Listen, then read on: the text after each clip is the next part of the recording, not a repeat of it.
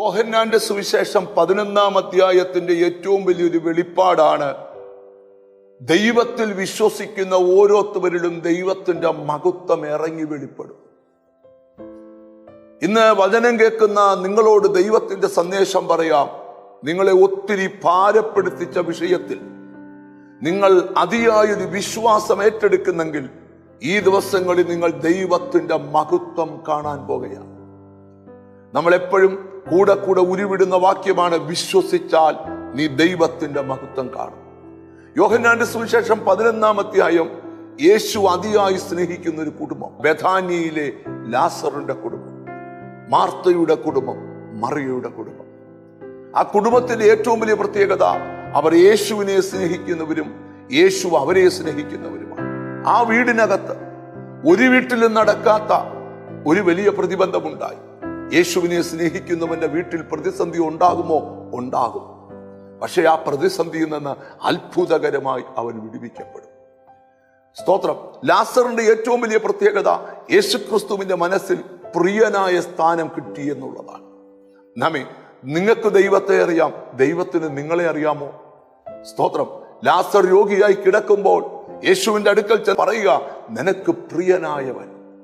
ദൈവത്തിന്റെ മനസ്സിൽ സ്തോത്രം, നിന്റെ പേര് പതിയണം, നിന്റെ ദൈവത്തിന്റെ സ്തോത്രം നീ പതിയണം ദൈവത്തിന്റെ മനസ്സിൽ.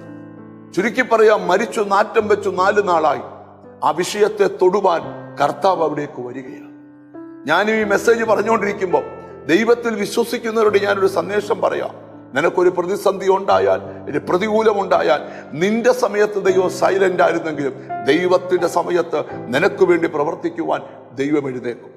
ഇന്ന് കേൾക്കുന്ന ശ്രോതാക്കളോട് ഞാൻ പറയാം, ഇത് ദൈവത്തിന്റെ സമയമാണ്. നിന്റെ ഫയൽ ദൈവം എടുക്കുന്ന സമയമാണ്. നിന്റെ കാര്യത്തിൽ ദൈവം ഇറങ്ങുന്ന സമയമാണ്. നിന്റെ ഭാഗത്തുനിന്ന് ഉണ്ടാകേണ്ടത് ഒരേ ഒരു കാര്യം, ആഴമേറിയ ദൈവവിശ്വാസം. കല്ലറക്കലേക്ക് നടക്കുന്ന ക്രിസ്തുവിനെ അവിശ്വാസത്തിന്റെ വാക്കുകൊണ്ട് തടയാൻ ശ്രമിച്ച മാർത്തയെ തിരുവചനത്തിന്റെ വെളിപ്പാട് പറഞ്ഞ് യേശു വഴിമാറ്റി കൊടുക്കുകയാ. വിശ്വസിച്ചാൽ നിനക്ക് ദൈവത്തിന്റെ മഹത്വം കാണാം. ഒരു സാധ്യതയും ഇല്ലാത്തടത്ത് നിന്റെ അകത്തിരിക്കുന്ന വിശ്വാസം ചലിക്കുന്നെങ്കിൽ ഈ ദിവസങ്ങളിൽ ദൈവമഹത്വം നീ കാണാൻ പോവുകയാണ്.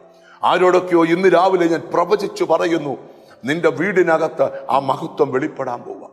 ആരുടെയും വീട്ടിൽ നടക്കാത്ത ചില അത്ഭുതം നിന്റെ കുടുംബത്തിൽ നടക്കാൻ പോവുക. ആ അധ്യായം അവസാനിക്കുമ്പോൾ സ്തോത്രം, മരിച്ചു കല്ലറയിൽ കിടന്നവൻ 12-ാം അധ്യായത്തിന്റെ 1-ാമത്തെ വാക്യത്തിൽ യേശുവിനോടൊപ്പം പന്തിയിൽ ഇരുന്നു. ആരുടെയും വീട്ടിൽ നടക്കാത്തൊരു അത്ഭുതം നിന്റെ വീട്ടിൽ നടക്കട്ടെ. ഒന്നിച്ച് പ്രാർത്ഥിക്കാം. ഞങ്ങളുടെ കർത്താവേ, സ്വർഗസ്ഥനായ പിതാവേ, എന്നോട് ചേർന്ന് പ്രാർത്ഥിക്കുന്ന മക്കൾക്ക് വേണ്ടി പ്രാർത്ഥിക്കുന്നു. അവർക്ക് ആഴമേറിയ വിശ്വാസം കൊടുക്കണം. ദൈവമഹത്വം അവരുടെ മേൽ വെളിപ്പെടണം. അവരെ നിന്റെ നാമം ചൊല്ലി പിതാവിന്റെയും പുത്രന്റെയും പരിശുദ്ധാത്മാവിന്റെ നാമത്തിൽ അനുഗ്രഹിച്ച് പ്രാർത്ഥിക്കുന്നു. യേശു ക്രിസ്തുവിൻ നാമത്തിൽ തന്നെ ആമീൻ. നിന്റെ പ്രശ്നം കൈകാര്യം ചെയ്യാൻ യേശു തയ്യാറാ. വിശ്വസിക്കാൻ തയ്യാറാക. ആ മഹത്വം നിന്നിൽ വെളിപ്പെടും. God bless U.